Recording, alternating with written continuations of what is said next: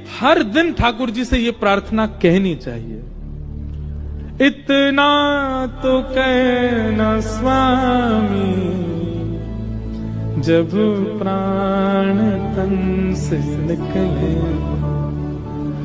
गोविंद नाम लेकर जब प्राण तन से निकले।